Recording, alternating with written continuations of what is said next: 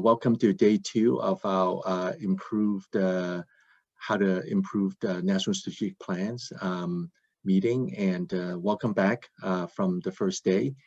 And so my name is Daniel Chin. I work at the Gates Foundation, and welcome to this second day of the meeting. I'm gonna start with some housekeeping items for everybody. And let's see. Okay, I'm going to share my slides and hopefully everybody can see it.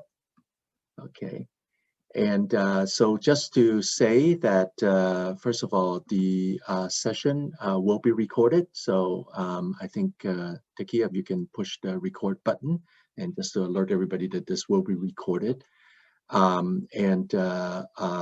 the breakout groups will not be recorded, and there's no ability to do that within Zoom. Secondly is if you can rename yourself, and so at in your the video of yourself, there's the top right of that, there are 3 dots, and if you push that and then there is a rename selection that you can pick, then you can just change your name. So please, well, don't change your name, but put your name, and then after that, maybe your organization, and in the country where you're currently located, so that we have some idea what that is. So if you can do that, that will also facilitate the discussions when we have the breakout groups, so that people know where each other are from. The third item is that this is a Zoom meeting because it's different from yesterday when we had the Zoom webinar, which means that whereas yesterday there was no ability for you to actually speak, in a Zoom meeting you can, which means that if you have background noise and you happen to unmute yourself, everybody will hear your background, and that will obviously be a little bit more distracting to others. So so please mute yourself, except during the breakout groups when we do want you to speak, obviously. And then we prefer that you don't use the chat function, because then that generates a separate conversation, which also can be distracting. Again, the chat will be seen by everybody also. Then also we did record yesterday, and we will record today's sessions when the panelists will speak. And that will be shared with you after the meeting, so you can review all of the presentations and all the slides if you would like. We did receive quite a bit of Q&A yesterday, which was great. We love the engagement and also the feedback and the input from all of you. The Q&A responses will be shared with you after the meeting. We've already been looking at them. Thank you for them, for the comments. There were many questions that were answered during the meetings. Several of them will not be able to answer them today during the panel discussion, but some of them will be discussed also, and we already grouped them, and we will be sharing those also with you after the meeting also. And the last but not least, during the breakout group, you'll be randomly assigned to a breakout room. Actually, we'll just keep the first and second panel, the first and second breakout group members the same. There's a moderator and a note taker in each of the groups. So that's the housekeeping items. And so for those who joined a little bit later, I'll just go back to, you can just see that. And again, please do rename yourself. Today's agenda, I think you can see that pretty well. You've received that previously. It basically breaks out into 2 parts before the break, and we have basically 2 panel, and the breakout group will discuss the same questions that we have posed to the panelists themselves. So that will be, we look forward to that, to each one of these. And then that's the meeting today. And then remind everybody, and you should have that in your meeting invite also, that these are the 2 panels, one on the rational responsive use of evidence and data, and what does that mean for NSP development, planning, etc. And then second panel and a discussion on whose NSP is it anyway. How can we make NSP fit for purpose and usable and for all stakeholders? So so please keep these questions in mind and with you as we enter the discussion. So with that, I am going to pass the time now to our first moderator. Kathy Feihart of KNCV will moderate the first discussion and then lead us into the breakout groups, and then Giuliano will be of WHO will then lead the second discussion. So, Kathy. Well, thank you very much, and yes, welcome everyone for our second day of what promises to be a very interesting day of discussions. And today we want to mainly hear from you, and we define our panel discussions pretty much as sort of just an inspiration for further discussions in the small breakout groups. So I hope that you can get some ideas on what you want to discuss along the questions that we have posed from our panels. Our first panel this morning, afternoon, evening is really about the rational responsive use of evidence and data in the application of TB programs, the planning, the NSP development and resource mobilization. And we have got feedback from different partners who have been involved in the process in different countries. We have Moses Arinaitwe from the NTP in Uganda. We're going to have Egbume Efo from KNCV. We've got Enos Massini from the Global Fund and Matt Hamilton from Avenir. May I just invite the four of you to switch on your camera, just so that everybody can see you, and maybe give a wave. Can I see the four of you? Got Egbume, got Matthew, yes, let me see. Yes, wonderful. Where is Moses? I can't see Moses anywhere. Can anyone see Moses?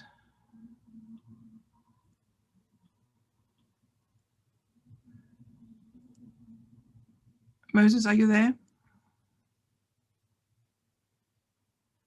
I don't think Moses is on the call. I don't see him in the participant list. Okay, he might have connection issues because the internet has been a little bit off.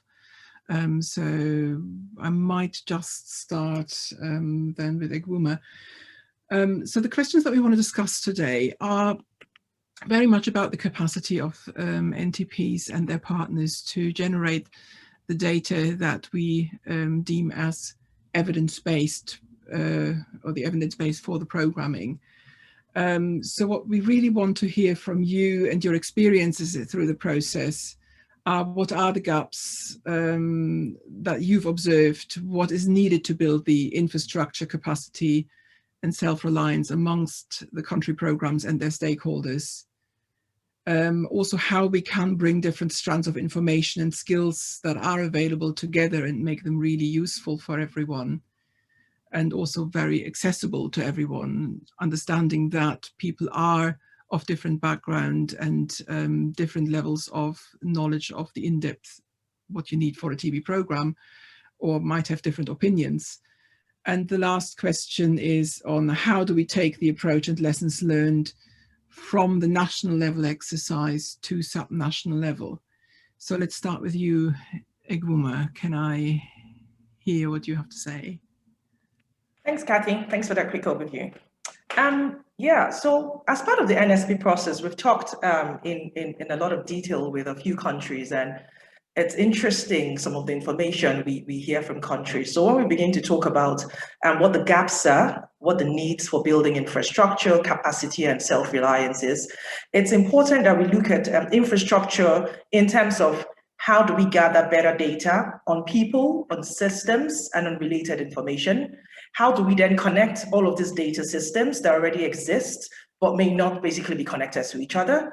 And then how do we make it easier for countries to then conduct and understand common analysis of different areas of the program, things like PPA, modeling, all of these different pieces that come together to make the TB program.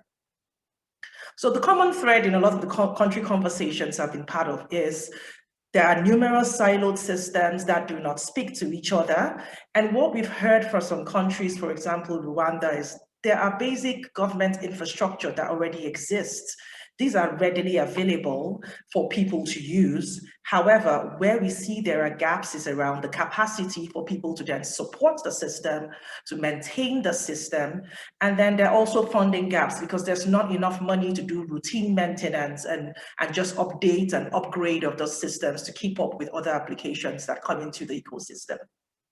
So for me, to build infrastructure, what I think we should be concentrating on is we should explore how do we consolidate all of this work we're doing in the global community. There's a lot of systems out there. There's a lot of different organizations spending resources on building different systems for these same countries to use. Rather than doing this, how do we consolidate our work in such a way that we build a system that is uniform across board, that is easily scalable, and then that is sustainable because it is then being used by different partners, by different countries. So you then have economics of scale.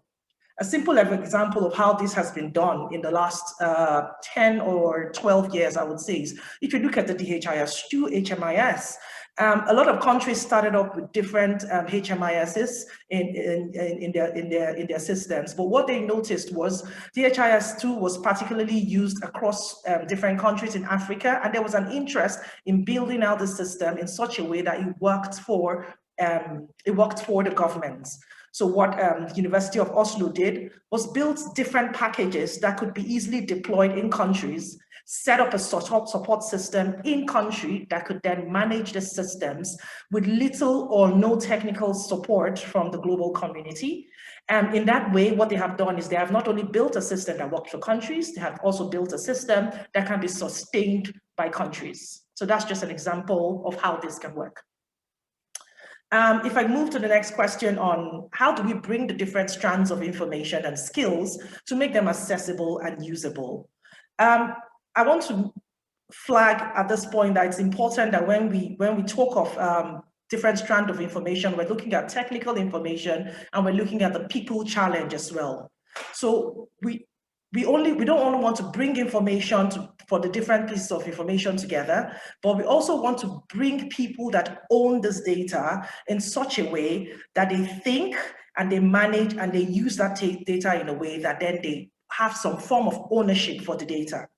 So one of the things we're hearing a lot from countries is we want to own our data. There's that proactiveness, there's that push.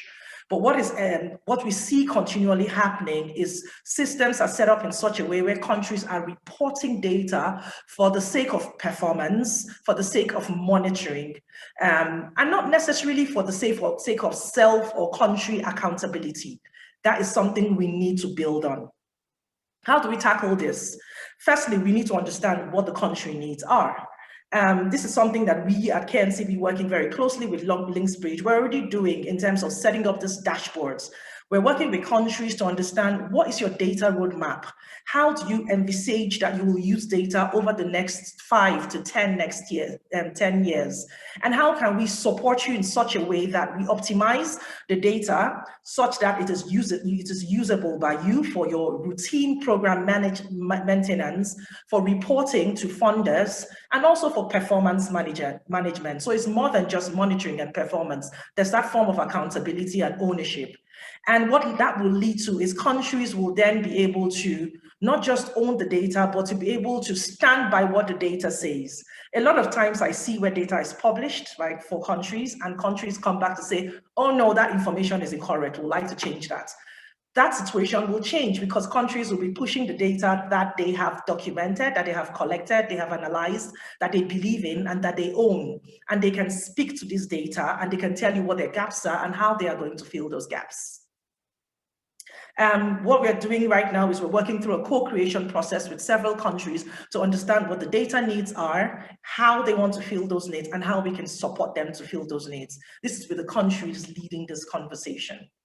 I was going to leave the last topic in terms of what the subnational, how do we scale this and move this to subnational level for Moses to speak about, because I think this is something he has a lot of information about. I don't have that much knowledge about it, so it's more learning for me at this point. So I think I'll stop here. Thank you very much, Egbume. It's very well appreciated and very good points made. Enos, do you want to carry on from here and just speak to those 3 questions, please, from your perspective as the Global Fund? Sure, thanks, Kathy. And I think I'll do it without my camera. I seem to be having bandwidth problems. But I mean, I totally agree with my colleague Egwoma about the issue of the need of ready availability of country level evidence. And in fact, to be able to effectively construct and analyze the entire care cascade, which the PSF is all about, and identify those gaps and target them, requires actually purposive collection of data and evidence along the 5-year NSP cycle. And yesterday, I think yourself, Kathy, but also colleagues, Dr. Stavi and Patrick emphasized these, and I remember them generously using these words, generate and gather data and evidence. And just to use the example of, I think there's the colleague from Kenya, Lorraine, who talked about the Kenyan experience and how the fact that they had certain data available that had been purposely planned for the past 5 years before.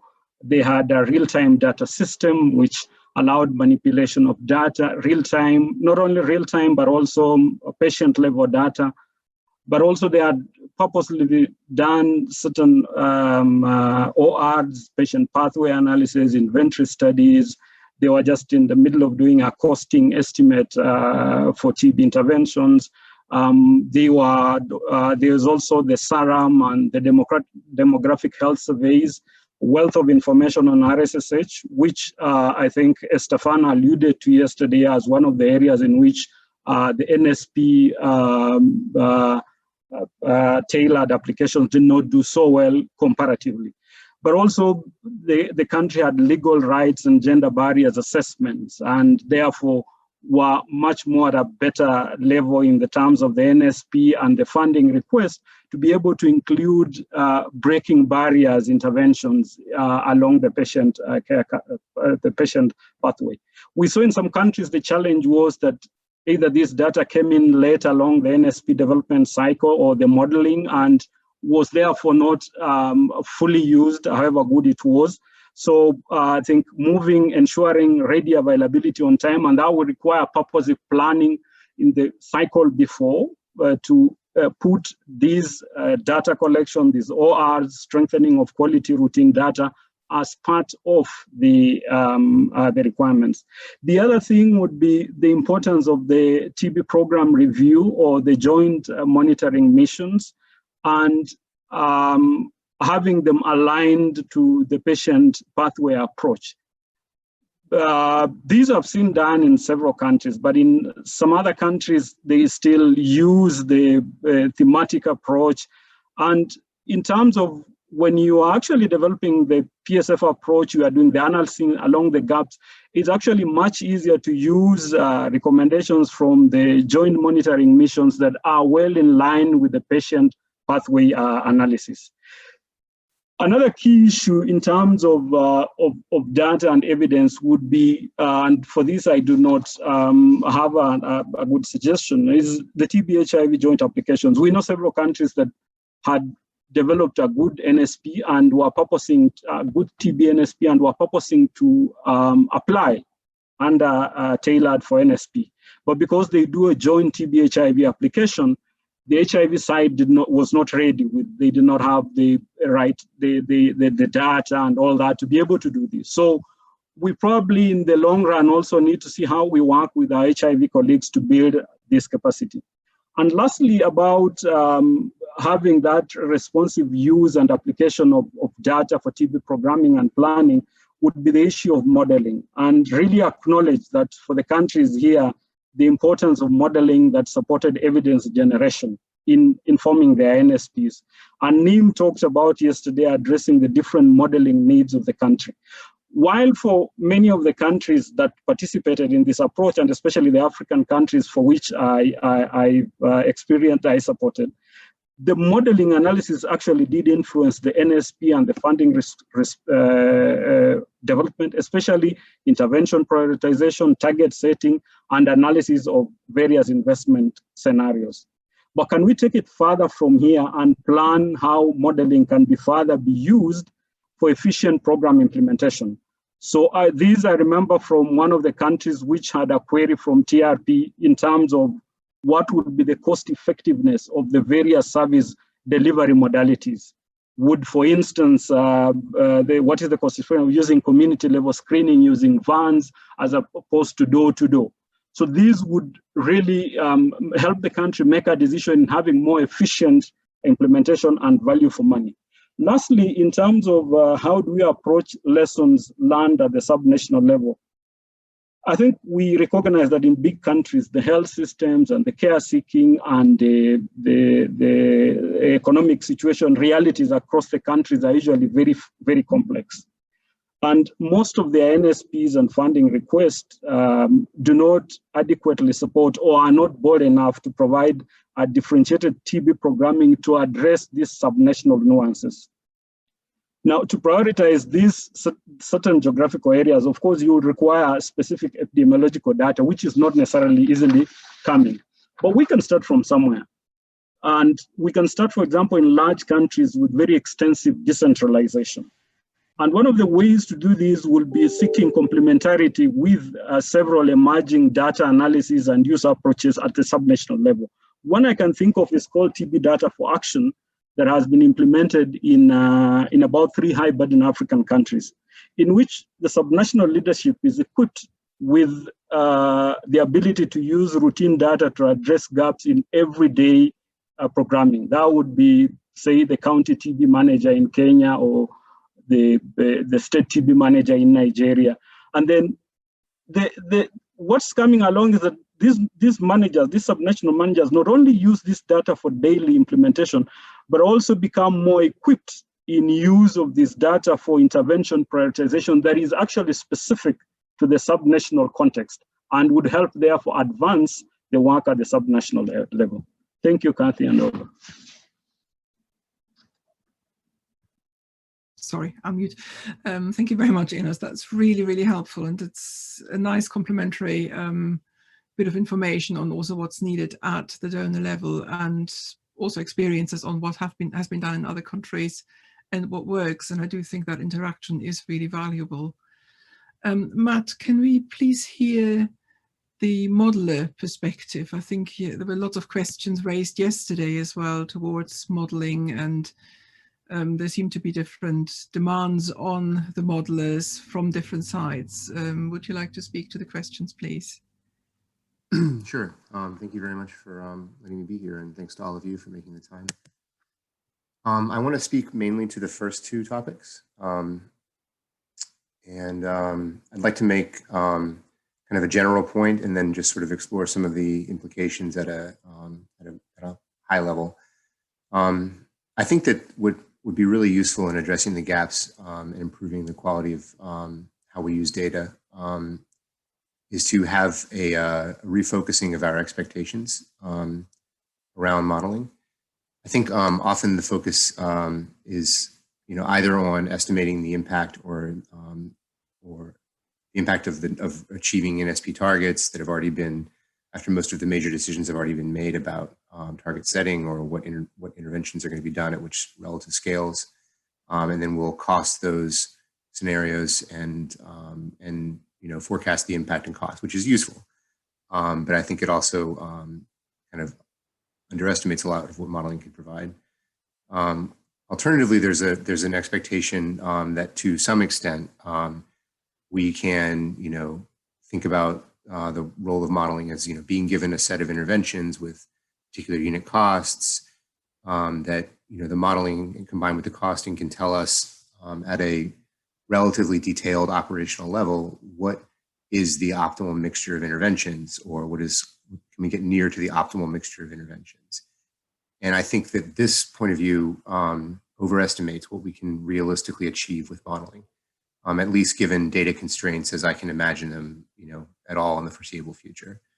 So I think that, yes, what we can absolutely and often do represent interventions at various levels of detail that are appropriate to the modeling and to the information we have.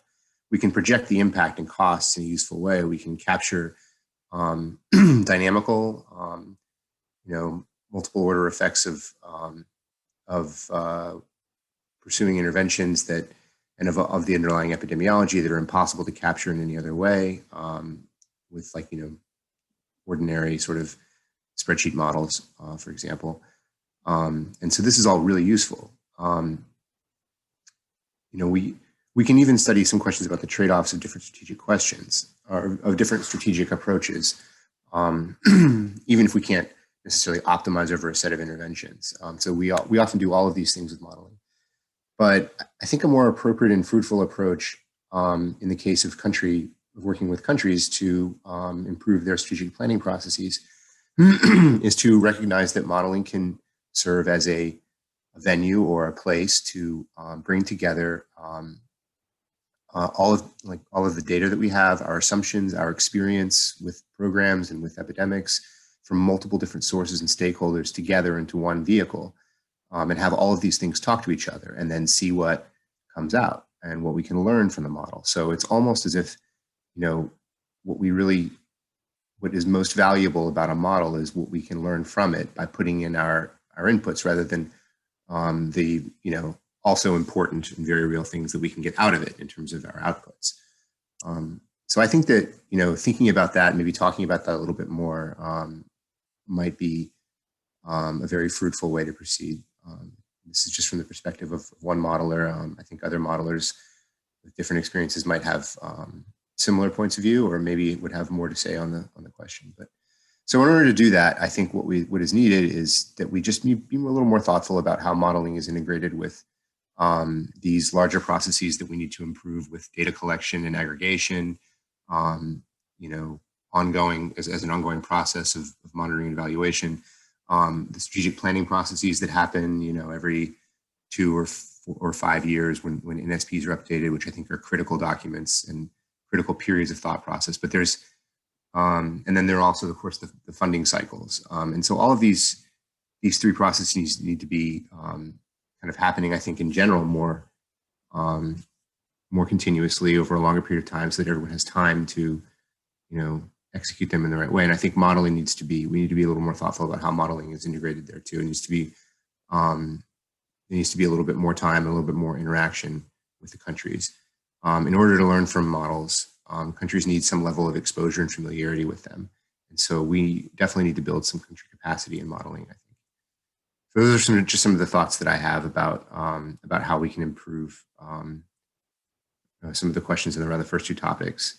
And then just to say something about the third topic about subnational modeling, I think this is increasingly something that people are interested in. From the perspective of a modeler, I think it's very interesting and useful, and should actually be explored.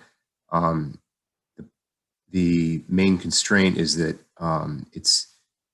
the data needs are just multiplied as you drill down to lower levels, and so if we're going to do this or try to do this from a modeling perspective, I think we need to, first and foremost, think about how we're going to improve our data gathering, data collection, data aggregation processes, our monitoring and evaluation to support decision-making at that level of spatial detail. All right, those are pretty much my thoughts. Looking forward to the breakout sessions. Thank you very much again to everyone for being here. Thank you very much, Matt. Yeah, it's a real shame I still can't see Moses on here, because I think that would have been sort of the perfect lead into the conversation. Because Moses was one of the people who actually sparked off a lot of the discussion about capacity and data and availability when he very much told us off in a meeting a few weeks ago and said, well, it's all very nice to talk about evidence-based work and whatever, but there isn't the capacity to actually generate that data necessarily in terms of infrastructure, in terms of equipment, and in terms of the people on the ground being able to really work efficiently with the data. He also made some very challenging comments yesterday, or questions to us, which maybe might be something to keep in mind when we go into the discussions.